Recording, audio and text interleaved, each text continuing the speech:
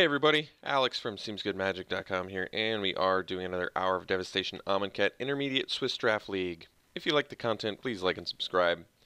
Champion of Wits is the rare. I believe it's worth 4 tickets. It's also a good card. Eternalize cost is a bit high, 7, but you get to draw 4, discard 2 when you do it, so yeah, it's a really strong effect. I like Champion of Wits. What deck would it go best in? I guess any sort of graveyard shenanigan deck, a deck that has a lot of Eternalize, Embalm, Aftermath, anything like that, you're going to get a lot of value. Anything that has Cycle, Discard, Synergy, you're going to get a lot of value.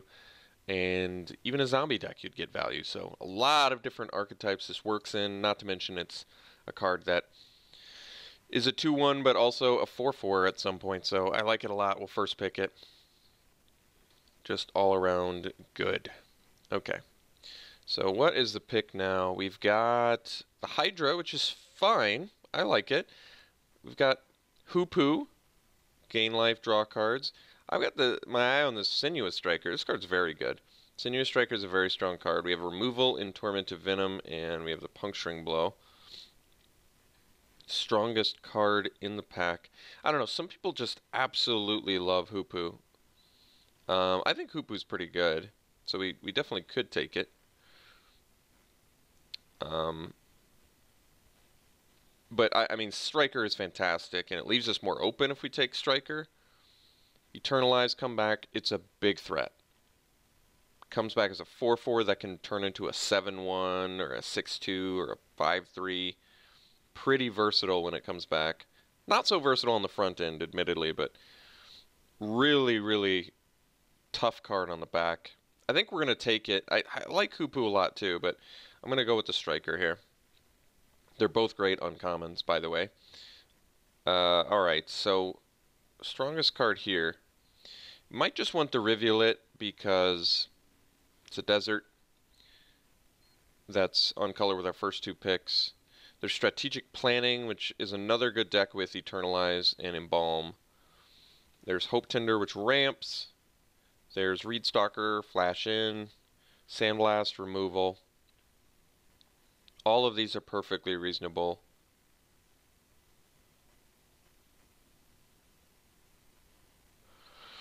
Maybe I'll just take the desert. Who knows? Maybe I'll make a mill deck at some point. Ooh, well, Vizier's looking real good here now. We already have 2 guys that synergize with it. Potentially find some more later. I think Steward of Solidarity is a great card. And Seer of the Last Tomorrow, if it wheels, maybe we can even make the, the mill deck. I think Seer of the Last Tomorrow on its own can just mill your opponent out. It's actually a very good card. But we'll take the Vizier. I shouldn't say very good, but it's better than I gave it credit for the entire format. We'll take the Vizier. Another Rivulet. Well, otherwise there's Proven Combatant.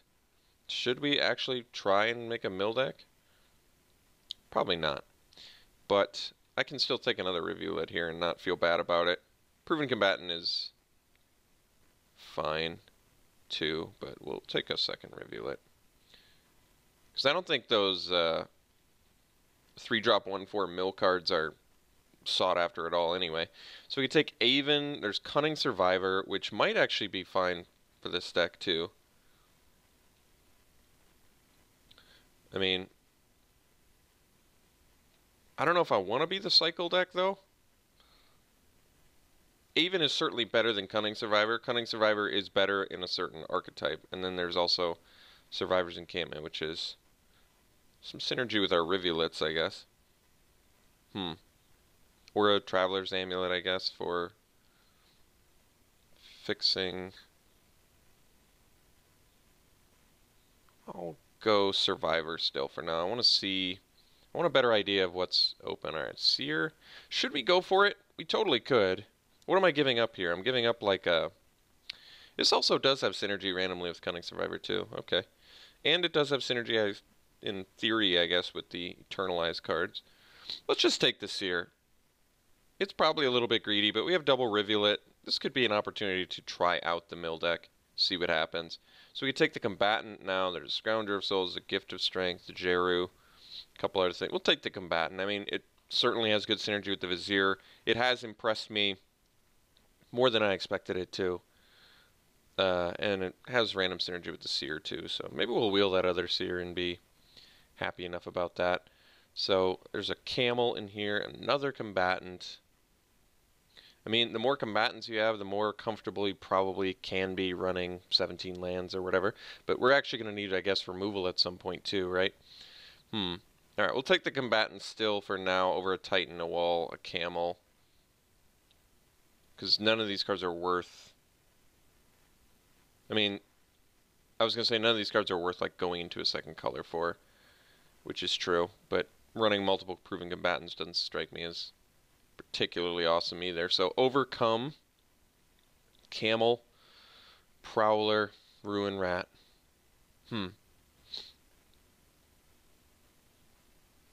Overcome is a great finisher card, and we do have all creatures right now. I guess it's probably the most powerful card here. So we could take the Reed Stalker or the Frilled Sandwall. Probably the Reed Stalker, I guess. Not a super exciting card. Sandwall is not particularly exciting either, though. Okay, so Gift of Strength versus Sandwall. I think we'll take the Gift over it, too, because we already have 8 creatures. So getting a combat trick seems fine. We'll take another one. Alright. Could be blue-green, which means if I could go back, I would take the Hoopu over the Striker, but there was no... I'm still very happy with the Striker. Like I said, the Striker is very good in this deck. It has way better synergy with Vizier anyway. I think we'll just let the right go. So we actually did not wheel that other Seer, oddly, but that's okay. So yeah, if I could go back, I would take the Hoopu over the Striker, but I'm still really happy with the Striker. I don't know. Like I said, I think some people get a little bit too crazy about the Hoopu. It is a good card. Drawing cards for 5 mana there's certain board states where that's just game changing. But there's also certain board states where it's not enough, you know? Like you don't have the time to do it. So there's a Desert's Hold in here, which is great removal. The gifts will do, not as removal, but certainly as functional removal as you can get. If you don't have removal, since Reach and Huge Pump is very valuable. Could just take the Desert here. Not a very exciting first pick, but otherwise I'm taking like a Desert's Hold, splashing it. Or just potentially going blue-white instead of blue-green. But we saw some late... It did seem like green is probably open. We could take the Fatty in Sharpshooter, but usually finding Fatties is pretty easy. And I feel like we already have a lot of finishers, believe it or not. Double Combatant, they don't seem like finishers, but they turn into them. And we've got the Champion and the Striker, too. So maybe we just take the Desert. It's got our Rivulet synergy.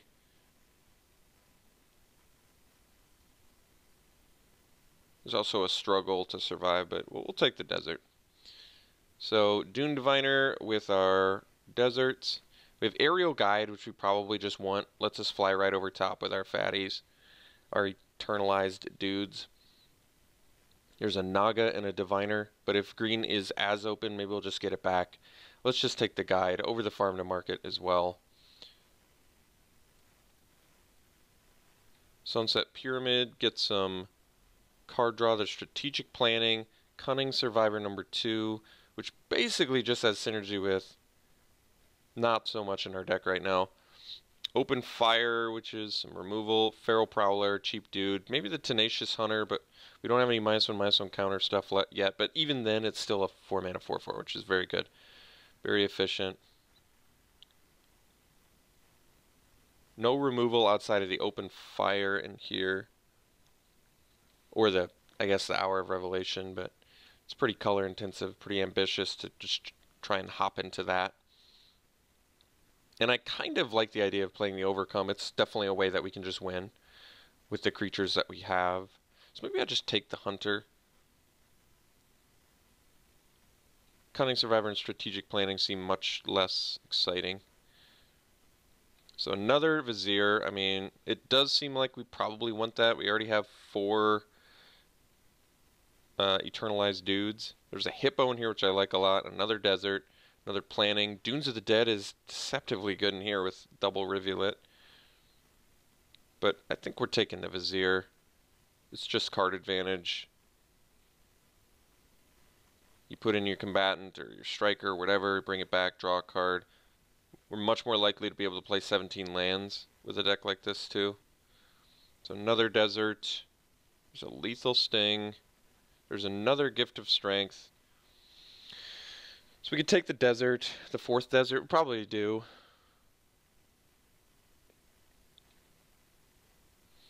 Okay.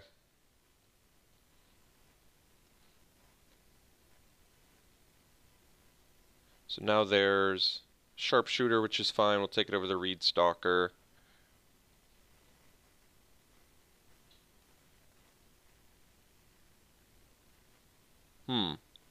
Nothing on color here, is that right? Jeez.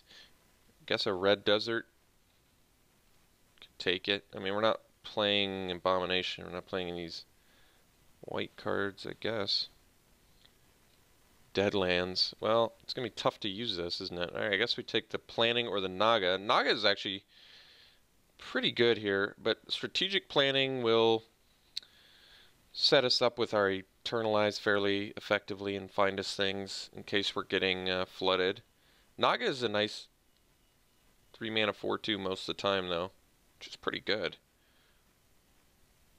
Could beat in fairly efficiently. I think we'll still take the planning. I don't know if that's right. Another combatant. Not getting the green hookup this direction as much, but maybe in pack 3 we will. Am I going to play 3 combatants? I mean, I guess you can with double Vizier. Not feel too bad about it. Now we're getting black picks, it seems like.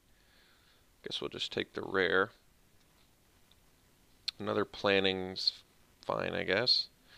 At this point we have 5 Eternalize cards. In pack 3 we'll see the Embalm cards. So our deck needs some actual removal. We have double Gift of Strength, and that is it. And Cunning Survivor is not looking like a good 2-drop in here either.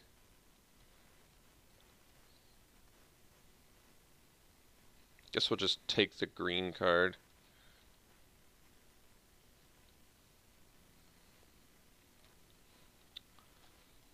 Take the defeat. So pack 3 is where we want to see our green hookup.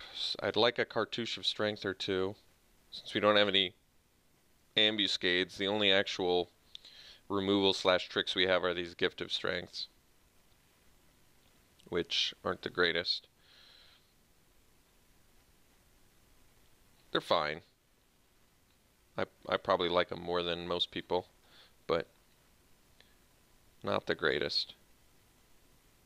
And I mean, like I said, we have the Stalemate Breaker and Overcome, so if we can just clog up the board with some 4/4s, or problem is we don't really have a lot of flyers either. I guess we have Reach, and we have Guide, and we have the Gift of Strength. So I guess and the Reed Stalker. So I guess we do have some ways to stop flyers, but this deck still needs some help.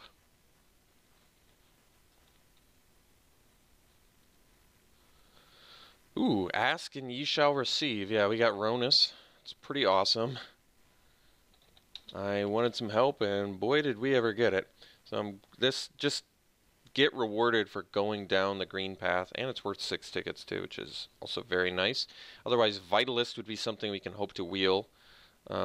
We've got some things we'd like to ramp into, mostly this Eternalize. So actually, Vitalist would be pretty fantastic for this deck. We're going to take the Ronus, obviously. How much 4 power? How many 4 power could you do? So it's great with the Hunter. It's great. I mean, it's great with everything because you can just pump it and everything. It's fantastic with Eternalize, actually. Yeah, all right. Ronus looks great in here, so we'll definitely take that. I mean, we're going to take it anyway. I'm just saying it looks good in here is what I'm trying to say. Wow, and then we get hooked up with Mouth to Feed, too. This is great. All right, getting rewarded right away for sticking with the green, even though we got cut out of pack 2. Hopefully wheel that Shed Weakness just to get some more tricks if we can't get removal. I'd settle for a Grasping Dunes, actually, because I found that card to be pretty good. Floodwaters, I guess, would be okay, too, but let's take the Mouth to Feed. Irrigated Farmland. Well, it's a cycle land that is on color, which is not bad. And we're playing 17 lands. Otherwise, I could take Gale Strike, which for some reason has been worse for me than I've always hoped it would be. Ornery Kudu is fine. I guess it gets a proven combatant in our yard and gives us a 3-mana 3/4. It's not that great. Seeker of Insight. We don't have a ton of non-creature spells to activate that with. We do have some though. I think I'll just take the farmland because we're going to have enough playables, and this is just going to be a nice utility land to have. I don't think we're playing the Red Desert anyway. So Stinging Shot is actually pretty good. There's a Great Maw and a Giant Spider, a Kopesh, another just back-to-back Gustwalkers. It's so crazy. Great Maw is not the greatest, as the name might suggest, but we might just take it anyway with triple proven combatant. A 3-mana 4/5 can be pretty good. Cradle is another desert for Ipnu Rivulet synergy, and Slitherblade is not at its best here. Probably just take the Great Maw, I guess. It's a big threat and works with Tenacious Hunter theoretically too. Bitterblade Warrior is a good beater. We have a Skirmisher, which is certainly worse than Bitterblade Warrior, but it has better Vizier synergy. 4 mana, draw a card. So I might just go for synergy pick over better card here solely for the... It's still pretty good. I actually don't dislike Skirmisher. It might actually just be all around better for our deck. We want something that can hold, that can trade early, come back later, draw us a card, be found with Vizier, give us some card advantage. I think we'll just take it. I like Bitterblade Warrior and all, but that is okay with me. So we can take the Kudu here. Randomly has Tenacious Hunter synergy as well as, I guess, some Defiant Great Maw synergy. So taking it over Crab and Cheetah seems fine. Another crack at this Bitterblade Warrior, so we'll take it over Cancel. And then we've actually got ourselves a deck at that point, which is cool. If we want to play 17 lands, which I think we do. We have 3 cycle lands. We have double strategic planning. We have Champion of Wits. We have all of this Eternalized. We have Vizier of the Anointed. We have all these ways to draw cards. I don't think we should get flooded. Naga Oracle, there, yet another way to do it. So now we can cut like our weakest creature. Maybe we don't need the Seer, although, do I really need triple proven combatant? Probably not. It is very mediocre. And I guess, in theory, Seer of the Last Tomorrow with Ipnu Rivulet, we could just put someone away. I know it seems crazy, but you totally can. And I don't really need the Painted Bluffs, I guess. So a Cultivator is a good body for Ornery Kudu, Great Maw, and I guess that's it. So probably don't need it, but I don't need anything else in here. I'm not going to play Decision Paralysis. Shed Weakness, we did get back. We could take the Floodwaters, but Shed Weakness being a combat trick, and considering we only have 2 others, I think we want it, and we're going to play it. Get a second Kudu, which is fine, I guess. Get the Spider. Wow, third to last. Alright, green was definitely open in pack 1 and 3, which is good, because this deck needed to get the hookup, and opening Ronus, I guess, helped the most, but yeah. So we've got to figure some things out with this deck. I think we're off the Seer of the Last Tomorrow plan. Do I even need the Ipnu Rivulets? What's my Desert Synergy? I didn't think I ended up with Desert Synergy, did I? Okay, I think we're going to be off the Rivulets then. I just don't want to play lands that I have to pay life to get colored mana for, because I'm pretty sure I just didn't get any synergy for them anyway, right? So we're definitely going to play our 3 cycle lands, though. We're going to play the 17 lands.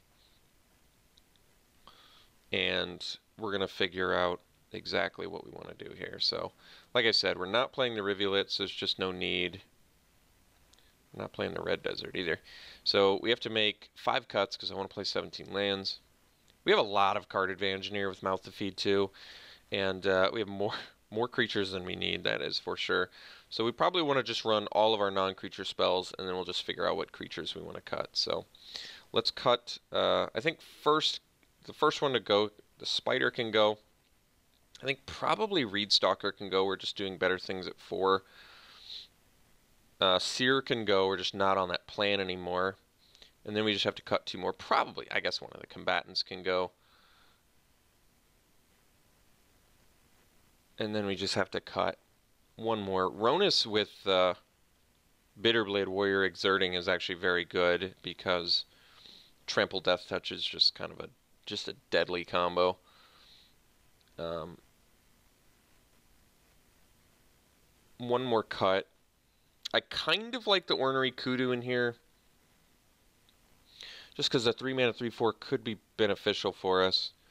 The problem is it kills our Eternalized guys, but we have a Shed weakness, so in theory we could surprise someone with that, and we have the Tenacious Hunter, which synergizes very well with as well.